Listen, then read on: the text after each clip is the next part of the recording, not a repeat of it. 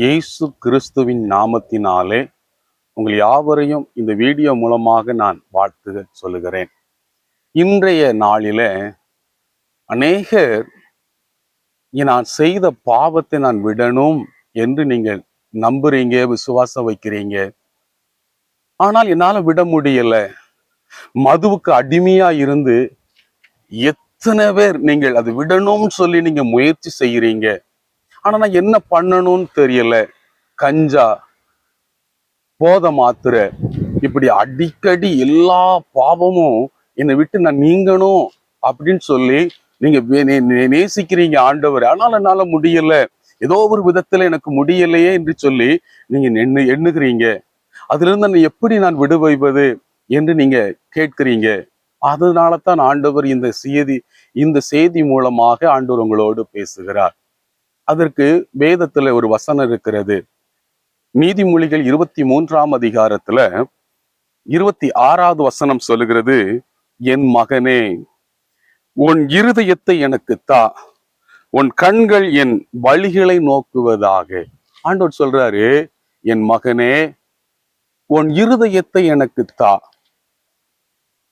என் வழிகளை நீங்க நோக்கணும், ஆண்டவரை நோக்கி பார்க்கணும். ஆண்டவரே, இன்றைக்கு இந்த வசனத்தின் மூலமாக ஆண்டவர் பேசுகிறார். உங்களுடைய இருதயம் ஆண்டவரை நோக்கி இருக்கணும். அப்படி இருந்தா நீங்கள் பார்க்கிற அந்த மது பாட்டில்கள், நீங்க பார்க்கிற போயலை, இதெல்லாம் பார்க்கும் பொழுது ஆண்டவர் வெறுப்பை கொடுப்பார். இதுதான் உங்களுக்கு ஒரு அடையாளம்.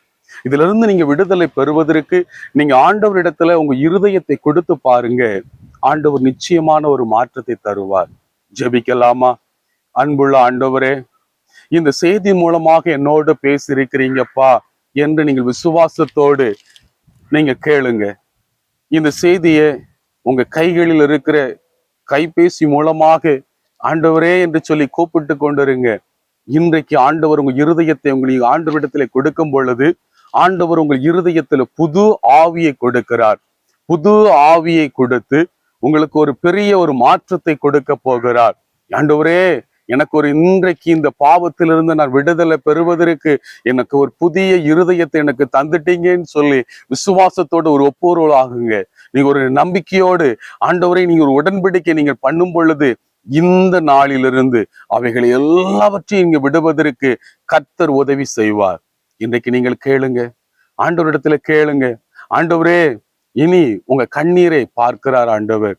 நீங்க விடணும் முயற்சி செய்த இந்த நேரம் இந்த நேரத்துல உங்க சரீரத்துல பாதித்திருக்கிற சில நரம்புகளை ஆண்டவர் சரிப்படுத்துகிறார். ஆண்டவர் இன்றைக்கு ஒரு மாற்றத்தை இந்த நிமிஷமே மாற்றி உங்களை ஆசீர்வதித்துட்டார். விசுவாசிக்கிறீங்களா?